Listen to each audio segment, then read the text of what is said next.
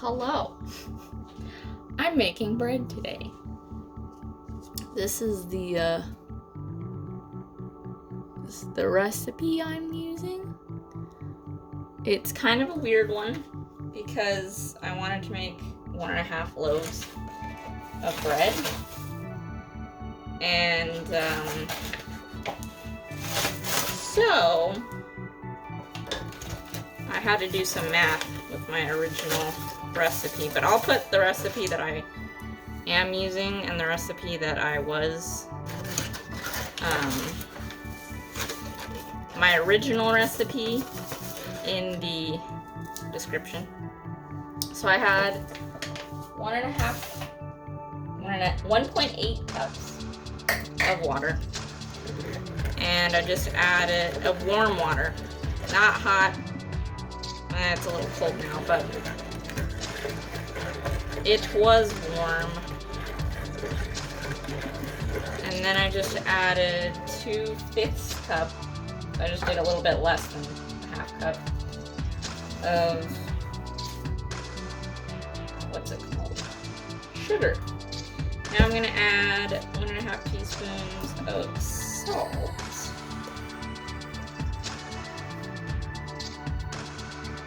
I like to do everything but the yeast. Nope, but the flour. That's more than half a teaspoon. Okay. And then I got salt all over the counter, but that's fine. I need 3 tablespoons of oil. Don't have a whole lot of oil left because my husband and I have been, well, he's been frying things because he felt like it, I guess. 3 tablespoons. Okay. And then I need 1 tablespoon of yeast. I use this for various reasons, mostly just because I like it and it's worked for me before. So pretty much, I don't know how much is in these, but it's somewhere around a tablespoon.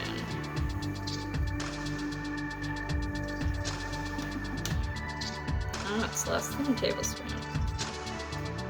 Interesting. My parents buy yeast in bulk. So when I would make bread at their house, it was like in a large container. Because my brother made a lot of bread. And I guess my mom just liked to have yeast on hand in general. Okay, there's a tablespoon. I will gently mix my yeast just a wee bit, and then we're going to wait for about 10 minutes for it to get all foamy. And I'm gonna clean up everything that's not the flour and return when that is foamy. Okay, I'm back. It's pretty much as foamy as I want it to be, but I wanted to show you, this is the pan I'm gonna be using.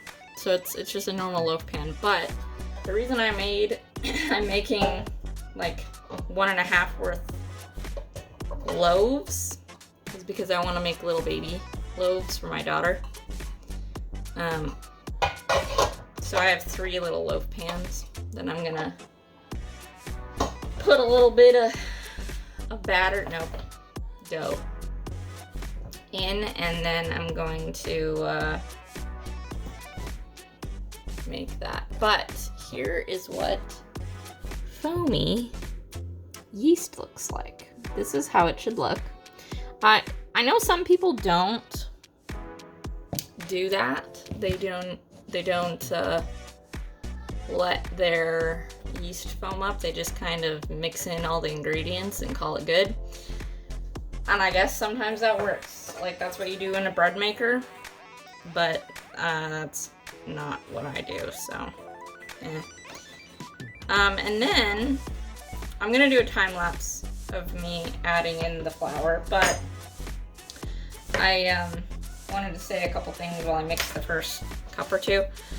And the first is that I like to mark down how many cups I'm putting in, just to keep track, because I tend to forget. But it doesn't really matter if you forget, because as long as you have the right amount of liquids, the amount of flour doesn't matter, because it's gonna vary between every single time you make bread.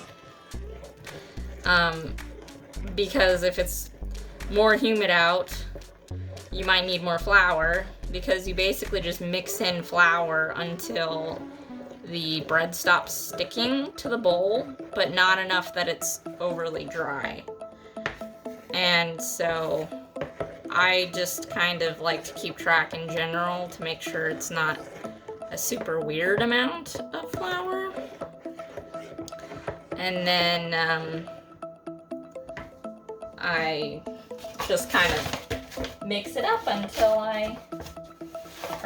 add more in until I get to a dough that's not, you know, sticking to the sides. But then I also, at the end, when you get somewhere around the last cup, maybe cup and a half, depending on how many loaves you're making at a time, you want to start slowing down. When you're getting to that really thick dough stage, it's time to kind of just chill. Slowly add in the flour, because you don't, I mean, maybe you don't care, but I like it when my bread's a little bit more moist, a little bit less dry, and that helps with it. Speaking of, I need to mark down, that's cup 2. And then there was something else that I wanted to say, and I don't remember what it was.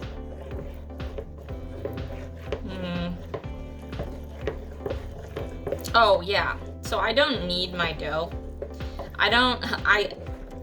You're told to for like, I don't know, 15 or so minutes if you're doing it by hand. Usually I think if you're doing it in a mixer, you just kind of let the mixer go on medium or so and it'll knead the dough for you. But it takes me so long to like mix in the last cup or two of like flour that I just call that kneading the dough, and I don't knead dough. So kneading is important, but at the same time, I think I'm actually kneading the dough while I'm mixing. So I just don't knead it. But if I forget to say anything, I'll just add it in on a voiceover when I do the time lapse. So I'm gonna start that, and I'll let you know when I have my dough and what I'm gonna do with it.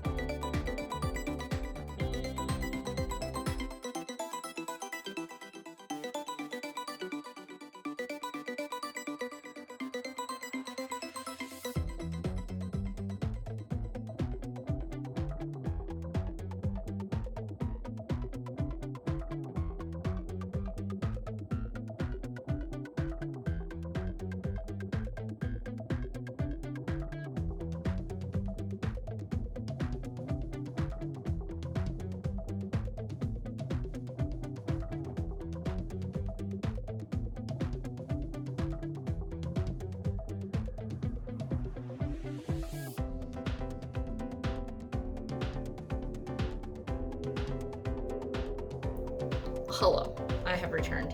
I think I'm gonna call this good, even though it's still a little sticky, but it'll be fine, probably. So I've sprayed the pans, and I think that I'm just going to wing it and not measure the amount. I have a scale and I could use it, but I'm lazy. And I'm sure my brother is gonna watch this and be like, you should have used your scale. And I'm be like, yep, I should have used my scale. And I didn't. Sorry, I'm trying to get a place to put some flour so I can stick it on my hands. So that maybe it'll help me not get as much dough on my hands. I always get dough on my hands though. Very annoying, but it's fine. Okay. So, now I just have to decide how much to put in. Ugh. Oh goodness. Because you don't need a whole lot. Like, I might, this much might be enough. I'm gonna kind of decide. Let's get a little more. And then I'll just kind of make all of them around the same size. Okay, I'm gonna call this good. And we'll see. We'll see how much it fills. I'm just kind of stretching it out a little bit. Yeah, I mean, that's probably good. There we go. Because you basically just let it rise to the size that you want it to be, and that will definitely rise to be a regular little baby loaf. So I will do that.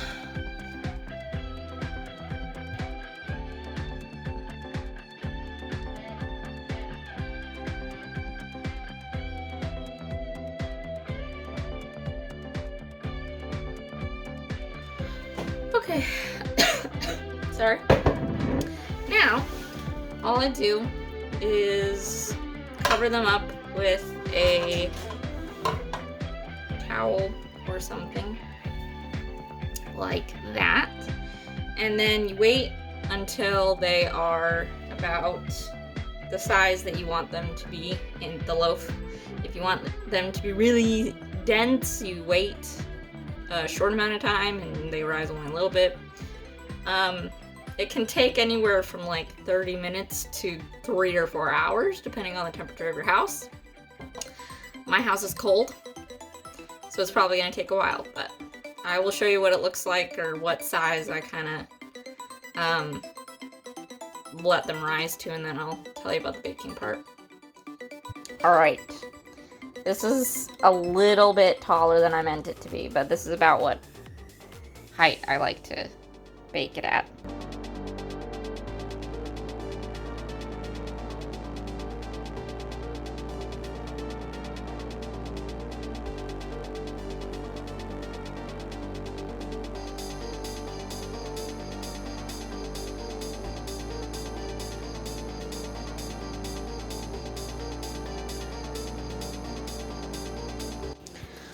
Right, this is my finished bread, and I always butter the top. It's a little light on one side and a little darker than I like on the other, but that's probably because I never turned it, so oops. Don't mind me. Probably don't need to butter these because these are for my daughter, and she's like 1. But I'm gonna do it anyways, because I can. So I forgot to mention, I might say it for the time lapse, but you bake at 350. I think this was 20 minutes. So about 20 minutes at 350. And then all I do is take it and dump it out on a cooling rack so that it doesn't get all like wet on the inside because the condensation from the cooling bread makes it wet. I don't know what the word is I'm looking for, but anyways, this is my delicious bread, and I hope that you enjoyed watching and that you have a wonderful day.